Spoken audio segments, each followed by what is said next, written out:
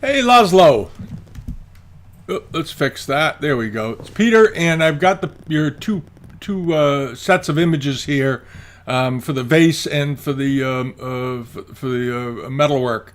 And I've got to go through them and explain to you, when they were made and where they were made, and see if we can get this squared away. All right, here we go. Okay, this is Japanese. It's a Japanese champleve, and it looks like cloisonne, but it's actually champleve. And the difference between champleve and cloisonne is fairly simple, but a little bit complicated, if I put it that way. Let's get a better shot of a section of it here to work with. There we go. All right. How they make champleve as opposed to cloisonne. The Chinese made lots of cloisonne and very little champleve. The Japanese made lots of both, but they didn't make a lot of cloisonne, as it's known, until the end of the Meiji period. And there were very many notable cloisonne makers. The most famous was probably Namakawa Yatsuyuki, but there were others as well. And they had very fine studios, and they did wired and wireless work. In this case, this is champleve. And the difference is this, is that in champleve, they cast a bronze body. And then what they do is they dig out sections of the bronze here. For example, they dig it out with chisels and tools, and they create these areas, leaving behind these bits of the casting here. And then once they've dug this out, they fill this with enamels and then fire it. So here they would put blue enamels in, white enamels, and so forth. And you'll notice how thick and how wide these bars are. They're not thin like what you think of as cloisonne. And the reason is because cloisonne is made with a solid body, and then onto the body they apply wires. And the wires are attached to the body, and they create what are known as cloisons. It's a technique actually that was very heavily developed also in Europe over the years. It's been champleve and cloisonne has been done in a number of cultures. But at any rate, the French made quite a bit of champleve too. That's hence the term. Is a French expression. But at any rate, that's the major difference. So on champleve, they dig out and fill in, and on cloisonne they overlay and then fill in. And that's the big difference. And as I said, the Japanese did a lot of champleve work in the late 19th century, the end of the Edo period, into all the way up through the Meiji and into the Taisho era, and beyond. But that was sort of the major point of production. And big pieces like this is a good sized piece. It's let's see, how tall is this thing? 22 inches tall. And that's not unusual. They're often they made pieces that were over 7 feet tall in this style as well. Big interior castings for houses, and the things of this type became very, very popular after about 1875 or so, 1880, when the Japanese began doing expositions with their metalworkers showing the products of Japan. And there were a number of the famous Chicago exposition. There was another one done in Philadelphia or New York. There were several of them. And they would bring over these giant pieces. And the men that made them, many of them started out, had formerly been making manuki and sword fitting for the samurai culture. And in 1872, roughly, the emperor disbanded the samurais because there were too many of them. They were becoming a political problem. There were over 1 million. There were 1.2, 1.3 million samurai in Japan, rather. But when the organizations were basically terminated and put out of business by the emperor, and they were no longer permitted. Samurai were no longer permitted to wear their swords in public. That was one of the big edicts, because the people felt intimidated a lot of the time when they'd see a samurai with his swords out and coming down the street. They were sort of throwing their weight around, so to speak, and they were just causing disturbances among the population. There's a lot of misunderstandings about what samurais did over the years. But at any rate, there were extremely talented metalworkers who, prior to the disbanding of the samurai, were making beautiful sword fittings and manuki and subas and all those accoutrements that the samurai needed for their armor and their wardrobes to go on their helmets and on their shoulders and so forth. Suddenly, these guys were all out of work because the samurai were no longer buying things. And there were there were thousands of these metalworkers that were trying to find new ways to make a living. Some of them went into farming, some of them went to work in factories doing other things, but a number of them were encouraged by the imperial family to become artistic creators, to create art.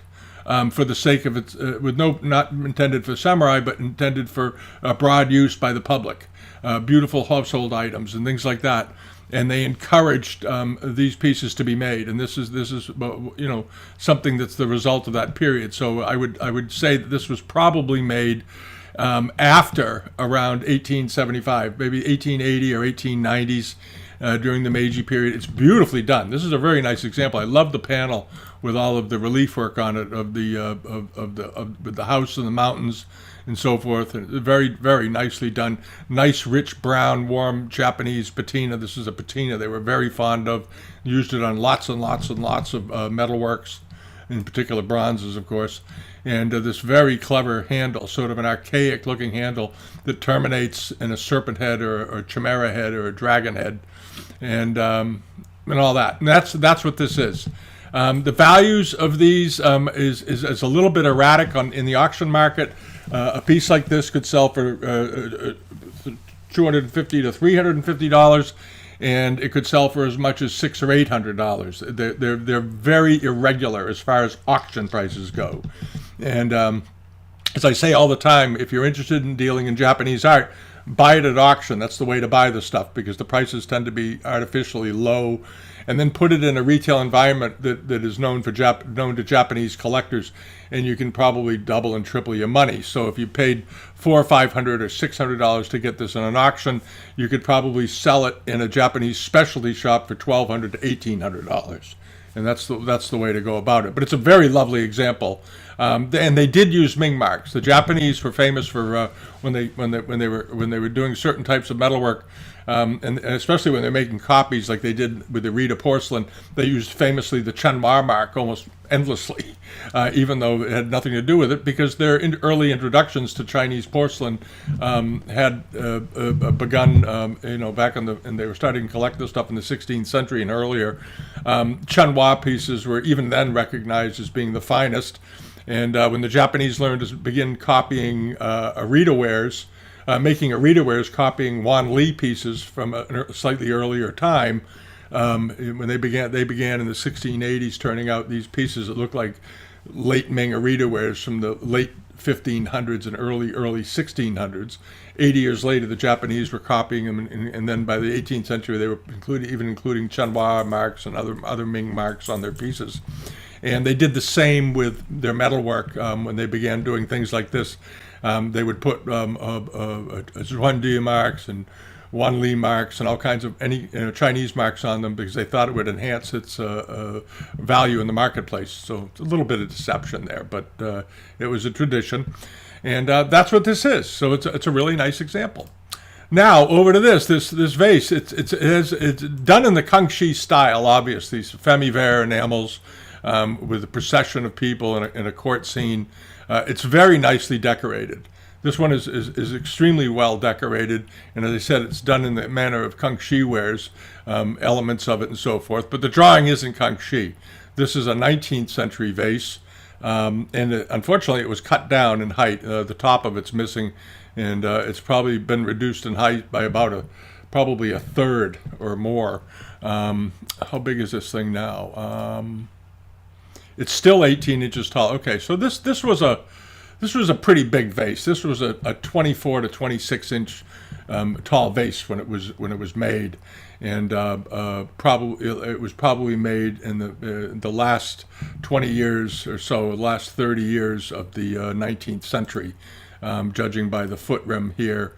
The way it's done, there's a fairly significant iron oxide band running around it here.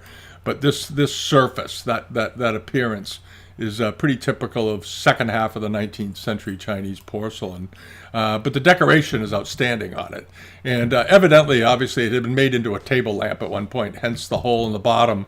And what may have happened was the piece got broken, the top got broken off, and the people recognizing that the quality of the work is very good. This is beautifully painted for a late Qing example. and they decided, well, we'll just make a table lamp out of it and fit something onto the top.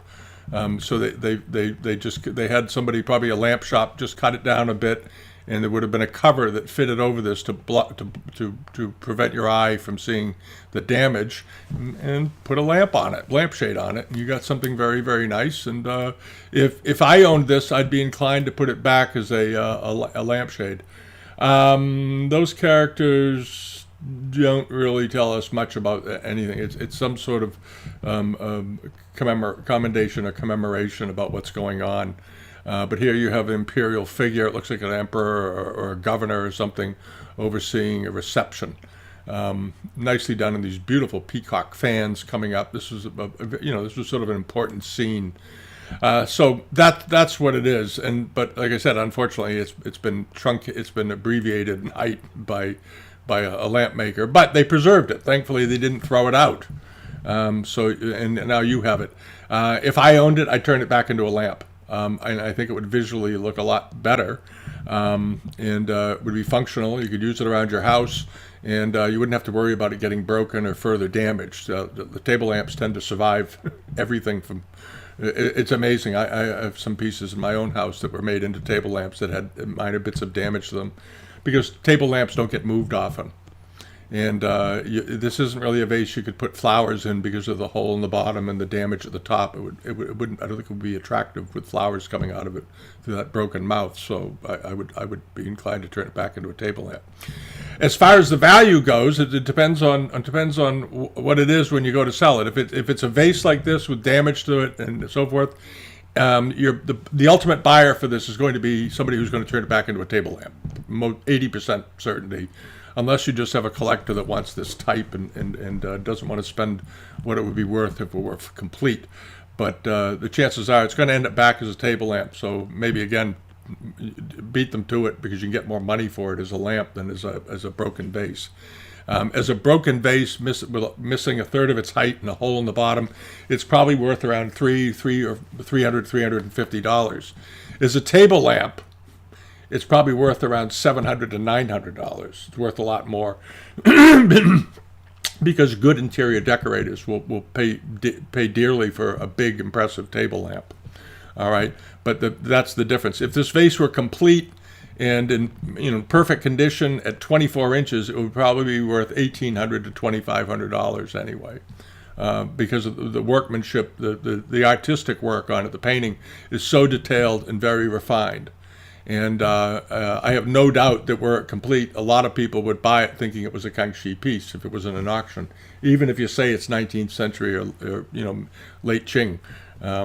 People are going to think what they're going to think. So those are the options for it. But as it sits right now, it's probably worth $300 or $400 as is a reasonable expectation. Could bring more than that. You might get somebody that absolutely just loves it and has to have it in their house, and you might get $600 or $700, but as a reasonable expectation, I think $300 or $400 would be sufficient. All right, that's all I have to tell you about it. I like it very much. Good on you for buying it. I call these orphans.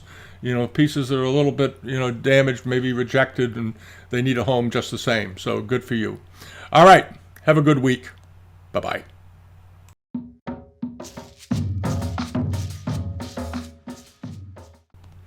Hello, Ron. I've got your inquiry here for this auction on Live Auctioneers, and what a bunch of nonsense. And I'll go through it. I'm going to look at the objects with you, and I'll talk about them a little bit. But this is the kind of fraudulent stuff that shouldn't be happening on the internet. This is happening down in Florida.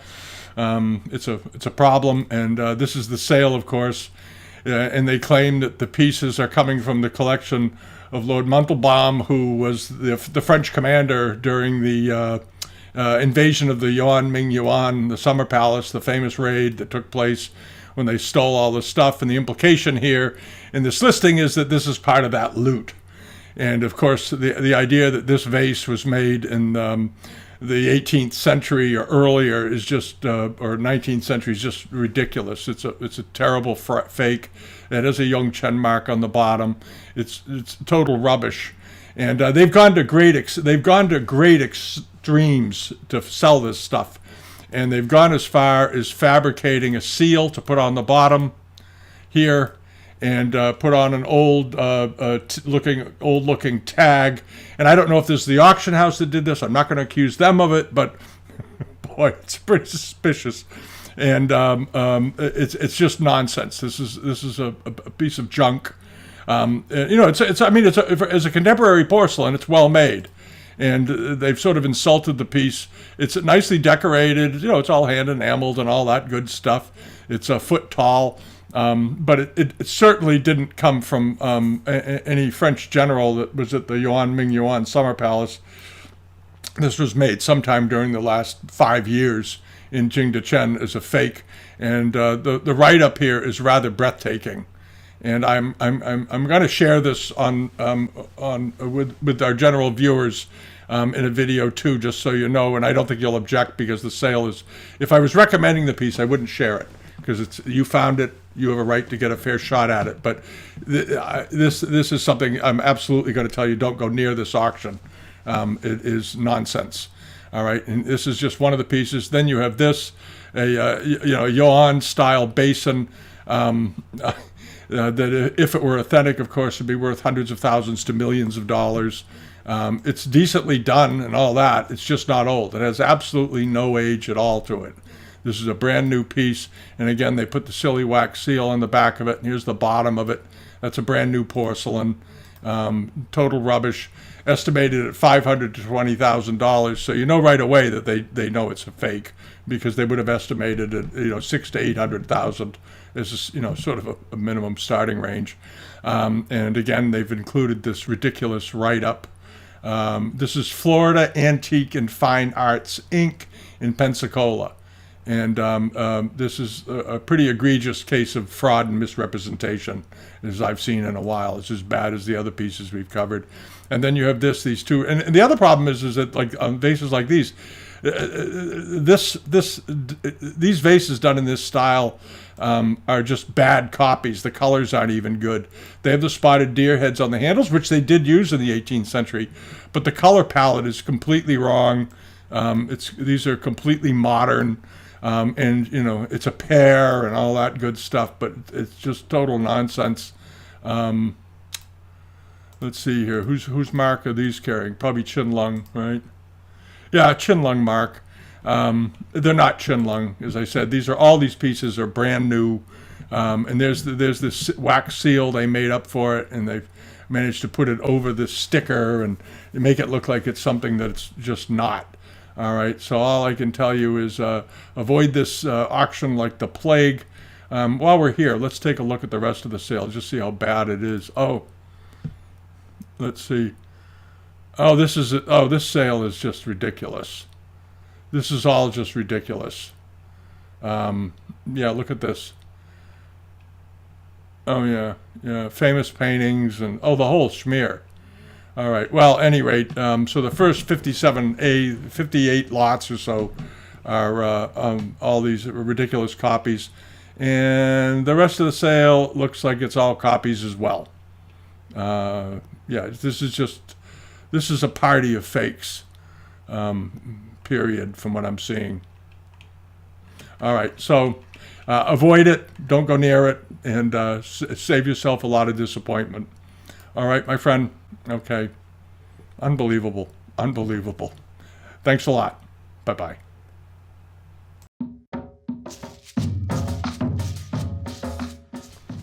Hello, John. This is Peter, and I've got your query here with your interesting lamp vase. I think the wood stand is Japanese from the early 1900s. Seems to be fairly thinly potted. Not sure how old the vase is. Most people think early 20th century, thought it could be older. With the vase not having a white slip glaze on the inside. And the clay seems very fine with almost no impurities. Okay, let's have a look at it. Okay. Republic period, late Qing to Republic period. The shape of the vase is this particular form with this ridge here is a form of vase that was first made and made well known during the Kangxi period, during the period it was around 1700 to 1720 when they began using this particular shape, most famously. And it was always done with blue and white enamels, blue and white underglazed decoration, or occasionally in monochromes as Lang Yao, Sang de Bouffe, and on other occasions, but more rarely with colored enamels and underglazed blue. But that's the shape of the vase, and here's the bottom. Fairly thinly potted, which is very typical of early 20th century porcelains. And the texture of this glaze, the unglazed area rather, the texture of that paste, thin, rounded, nicely trimmed, very tidily trimmed, and this turquoise glaze, all point towards it being, very late Qing to Republic, so made between 1900 and 1920. This particular color green, you have seen it before. It was often the interior glaze color used on porcelains that were done in famille rose. They would often do the interior in this very same color. It was a popular background color, but they did occasionally do exterior monochromes made of it too. And here you can see something ran over the foot. I think that's something that happened later. And then you have this very nice, these nice green old lamp fittings. The color, this particular color, I suspect this was lamped in the 1930s, probably, but after it had been around for a while. The reason is that this color here, this green, and that color green was a very, very popular color in the 1930s and 40s and even into the early 1950s. So if you check out the fittings and try to date them, I would suspect that's about when they were made, somewhere between the mid-1930s and the mid to late 1950s, in that 20-year window. Of course, during World War II, they weren't doing much of it. And also these serpentine arms. These kinds of fixtures we've seen many of over the years. Sometimes they're done in brass, sometimes they're done in heavy bronze, sometimes they're a mixture of bronze with copper sleeves and sockets and so forth. But the sockets, of course, are metal because they conduct electricity. But the rest of it would be bronze and copper often. Nice looking, nice color. And there you have it. So how tall is the vase? The vase is 11 inches tall. Okay, so it's a beautiful table lamp size, because by the time you add the shade on, you're up around 18, 19 inches. So late Qing, early Republic, got a hole in the bottom. Probably worth more as a table lamp than as a vase, because people look at vases and think, well, I can't put anything in it because it's got a hole in the bottom. So fill the hole by putting it back to, if you go to sell it, put it back together as a lamp. And as a table lamp, this probably is worth $400 or $500. As a vase with a hole in the bottom that's only 11 inches tall, it's probably worth between $150 and $200, $250. But as I've said this a lot lately to people that have had drilled pieces, if you ever go to sell it, hang on to the pieces, hang on to these fittings, because those are expensive to have made. If you had this made today, it would probably cost you $200 or $300. So save it. It's value. It has value. And if you ever go to sell the thing, put it back together as a nice table lamp, Chinese vase turned into a table lamp. And it's the kind of thing that interior decorators and young people doing these chic retro apartments would love this, especially if the person collect Art Deco. This color and this style would be perfect. So keep that in mind. But you bought a nice thing. It is a good thing. I'm not sure why why you think the stand is particularly Japanese, unless it says Japanese on it, because they made stands in both China and Japan at that time, of course.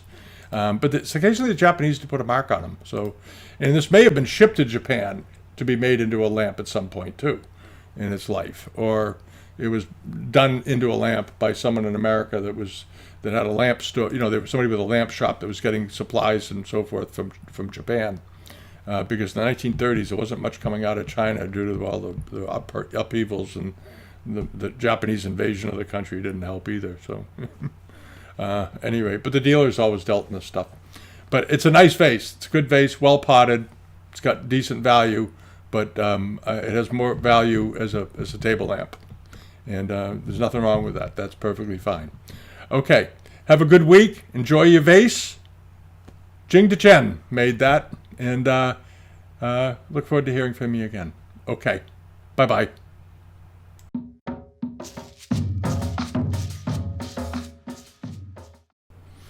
Hello, Heinz. It's me, and this is a nice painting.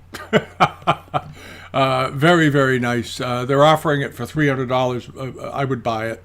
I would pay $300 for that. It's in a style that was very popular. It's reminiscent of 18th century paintings, but I think it was probably done during the Qing, the later part of the Qing, 19th century, 1840 to 1870, something like that. The decoration is good. The paper is of good, decent enough quality. And I don't think it was cut from something bigger. I think it was done as a leaf, perhaps for an album or something like that. And they cut it out of the album and framed it. But it's a nice composition. It's very pleasing to look at. It's a very pleasant scene. The woman playing her flute in a sort of an open air setting with this nice, lacquer red balustrade in the background. You have this very delicately painted column here, or divider, with a lattice on it, and then you have over here, you have some, looks like, fish and some foods, and there's a teapot, Yixing teapot over there, and a horsetail whisk on this side, and a nice rustic kang table over here, and then the bamboo settee or ricamier, and then the red lacquer footstool, or a stool rather, and she's seated on one. It's a nice painting. I don't see any reason not to. I don't see any reason to doubt the story that it was sold in an auction in 1966. At that time, there were a lot of paintings like this in the market, and they weren't terribly expensive then. They were, well, this painting probably cost $50 or $60 then, something like that. But that was 50 years ago. 60 years ago. We're all getting older. But yeah, it's a good painting. It's a nice painting. 19th century, I would buy it as a 19th century painting. What else is hold on a second. Move that down. Yeah, that looks good. And what are they saying about it? Chinese, 19th century. Okay, they're dating it as 19th century too.